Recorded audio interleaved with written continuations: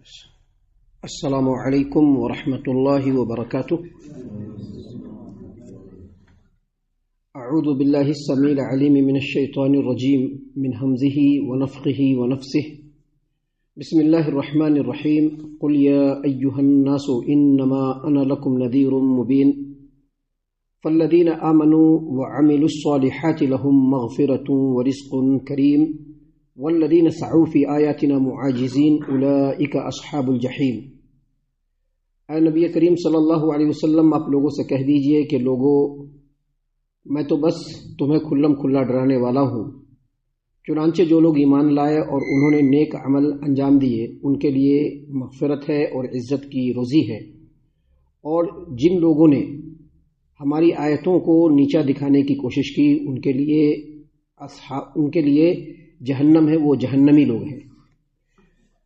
محترم سامعین کرام، سورۃ الحج سورہ نمبر 22 اور اسی سورت سے آیت نمبر 49، 50، 51 یعنی 49، 50 اور 51، یہ تین آیات آپ کے سامنے تلاوت کی گئی بفضل اللہ، بعون اللہ، بتوفیق اللہ۔ تینوں آیتوں کا ترجمہ بھی آپ تمام کی خدمت میں پیش کیا گیا۔ سامعین کرام، جب مشرکین مکہ نبی کریم صلی اللہ علیہ وسلم سے اس بات کی جلدی مچانے لگے کہ آپ اس قرآن کریم کے ذریعے سے جس عذاب کا وعدہ کر رہے ہیں اس عذاب کو جلدی لے آئیے، جب اس چیز کا ڈیمانڈ کرنے لگے، اس چیز کا مطالبہ کرنے لگے، تو اللہ تبارک و تعالیٰ نے اپنے پیارے رسول صلی اللہ علیہ وسلم کو مخاطب کرتے ہوئے فرمایا، قل، اے نبی کریم صلی اللہ علیہ وسلم، آپ لوگوں سے کہہ دیجئے، یا ایھا الناس، لوگو، یا ایھا الناس، اے لوگو۔ یا ایھا الناس کا مطلب کیا ہوتا ہے؟ اے لوگو، انما انا لکم نذیر مبین، میں تو صرف کھلم کھلا ڈرانے والا ہوں۔ میں تو صرف کھلم کھلا ڈرانے والا ہوں، کیا مطلب؟ اللہ تبارک و تعالیٰ کی طرف سے آنے والے عذاب شدید سے پہلے میں تم لوگوں کو کلیئرلی ڈرا دینا چاہتا ہوں کہ اگر تم لوگوں نے اس روئے زمین پر، اس دنیا میں اللہ تبارک و تعالیٰ کے حکم کی اتباع نہیں کی، نبی کے بتائے ہوئے طریقے پر نہیں چلے، تو عذاب شدید آنے والا ہے۔ تم لوگوں کا کوئی بھی حساب میرے ذمے بالکل نہیں ہے، بلکہ تمہارا تمام معاملہ اللہ تبارک و تعالیٰ کے سپرد ہے۔ وہ چاہے گا تو عذاب جلدی لے آئے گا، وہ چاہے گا تو عذاب کو ڈیلے کر دے گا۔ اگر وہ چاہے تو جو رب سے اپنی گناہوں کی توبہ کرنے والا ہے، اپنے بارگاہ سے اس کی توبہ کو قبول فرما لے گا، اور اگر وہ چاہے تو جو لوگ بھی جن کے مقدر میں بدبختی لکھ دی گئی ہے، جن کے مقدر میں بدبختی لکھ دی گئی ہے، اللہ تبارک و تعالیٰ اس کو گمراہ کر دے گا۔ اللہ تعالیٰ جو چاہے گا، جو ارادہ فرمائے گا، جو اللہ تبارک و تعالیٰ ڈیسیژن لے لے گا، اللہ تبارک و تعالیٰ کو کوئی روکنے والا نہیں ہے، کوئی روکنے والا نہیں۔ اللہ نے قرآن کریم سورۃ الرعد آیت نمبر 41 میں فرمایا، لا معقب لحکمہ وہو سریع الحساب، یعنی اللہ کے حکم کو کوئی روک نہیں سکتا ہے، کوئی پکڑ نہیں سکتا ہے، اور وہ جلد حساب لینے والا ہے لوگوں سے۔ گویا اس آیت کریمہ میں اللہ تبارک و تعالیٰ نے ایک اور انداز میں، چونکہ مشرکین مکہ ہمیشہ عذاب کا مطالبہ کیا کرتے تھے اور کہتے تھے کہ جو عذاب جس کا وعدہ کر رہے ہیں وہ عذاب جلدی بھیج دیجئے، ہمیشہ اس چیز کا مطالبہ کرتے تھے۔ تو اللہ تبارک و تعالیٰ نے ایک اور انداز میں یہاں پر جواب دیا کہ آپ کہہ دیجئے کہ آپ کے ذمے صرف باتوں کو پہنچا دینا ہے، لوگوں کو ڈرا دینا ہے، لوگوں کو سمجھا دینا ہے اور بتا دینا ہے۔ باقی ساری چیز کس کے ذمے ہے؟ اللہ کے ذمے ہے۔ اللہ جو چاہے گا، جو ارادہ فرمائے گا، جو ڈیسیژن لے گا، اللہ تبارک و تعالیٰ کو کوئی روکنے والا نہیں ہے۔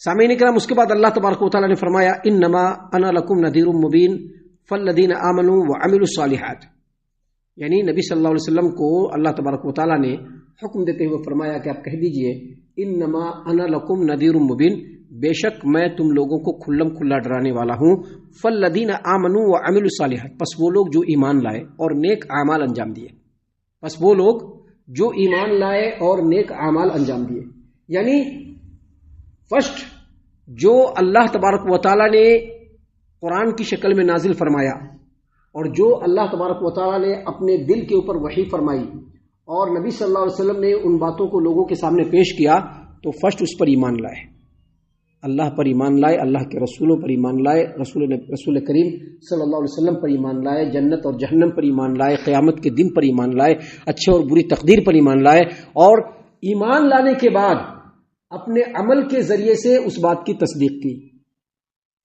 یاد رکھیے، صرف ایمان کا دعویٰ کرنے سے کبھی بھی کوئی ایماندار نہیں ہو سکتا ہے۔ ایمان کے ساتھ ساتھ اس کو عمل صالح میں بھی آگے بڑھنا پڑے گا، ایمان کے ساتھ ساتھ اس کو نیک عمل بھی کرنا پڑے گا۔ جو آدمی اپنے ایمان کے ساتھ نیک عمل انجام دے گا اسی کا ایمان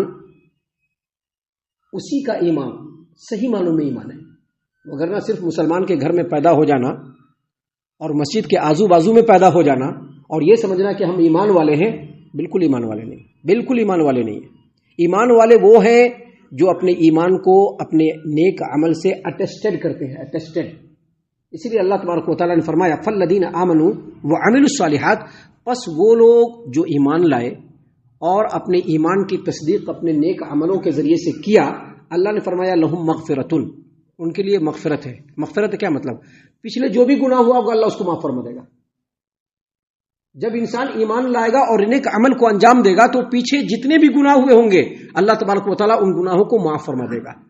ورزق کریم کا مطلب ہے اللہ تبارک و تعالیٰ اس کو ان کے نیک عملوں کے بدلے میں پاکیزہ رزق دے گا۔ پاکیزہ رزق، پاکیزہ رزق کا مطلب امام ابن ابی حاتم نے تفسیر ابن ابی حاتم کے اندر بیان فرمایا ہے کہ پاکیزہ رزق کا مطلب جہاں بھی اللہ تبارک و تعالیٰ نے قرآن کریم میں رزق کریم فرمایا اس کا مطلب یہ ہے کہ ان کو جنت ملے گی۔ جنت کیوں جنت ملے گی؟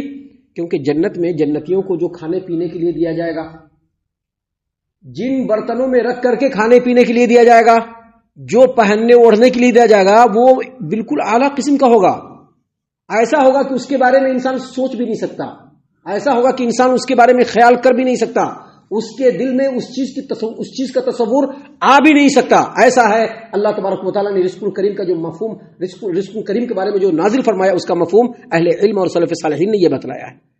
محترم سامعین کرام، اس کے بعد اللہ تبارک و تعالیٰ نے فرمایا والذین سعوا فی آیاتنا معاجزین، اور وہ لوگ جو ہماری آیتوں کو نیچا دکھانے میں لگ رہے ہیں۔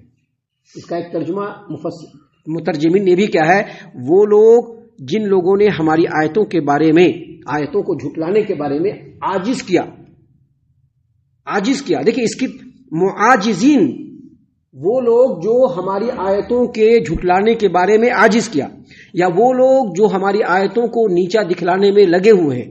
اس کا مفہوم، اس کی تفسیر بیان کرتے ہوئے امام ابن ابی حاتم نے تفسیر ابن ابی حاتم میں امام مجاہد سے فرمایا ہے کہ امام مجاہد کہتے ہیں کہ اس کا مطلب یہ ہے کہ جو لوگ نبی کی اتباع سے روکتے ہیں، جو لوگ، دیکھیے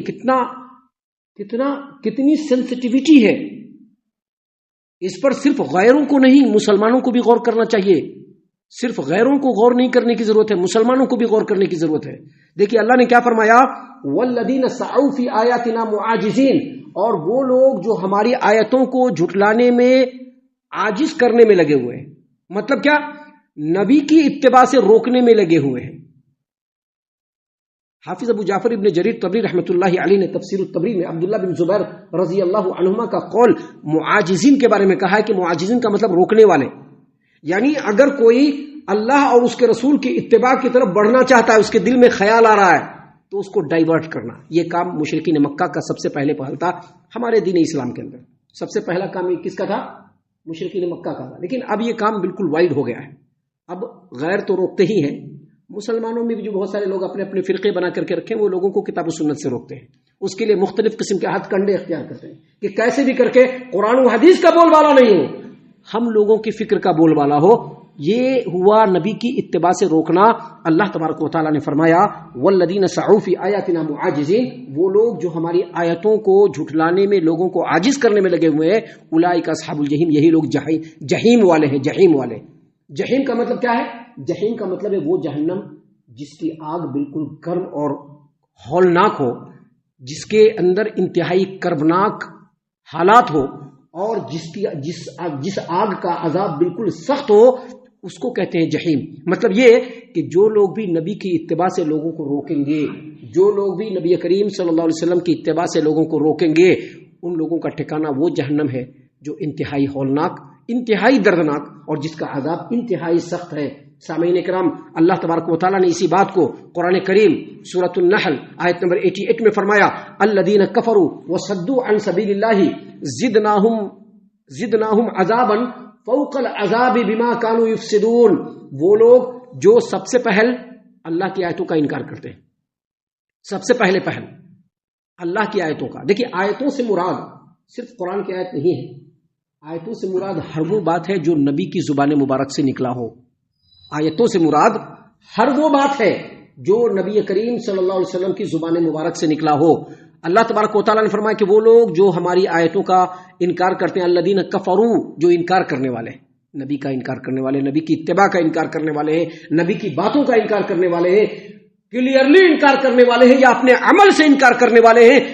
اللہ نے فرمایا الذین کفروا، جو لوگ انکار کرنے والے ہیں، وصدوا عن سبیل اللہ، اور اللہ تبارک و تعالیٰ کے رستے سے لوگوں کو روکنے والے ہیں. اللہ نے فرمایا زدناہم عذابا فوق العذاب، ان کو عذاب پر عذاب دیا جائے گا. صرف ایک عذاب نہیں، عذاب پر عذاب دیا جائے گا. کیوں؟ بما کانوا یفسدون، کیونکہ انہوں نے زمین میں فساد پھیلایا.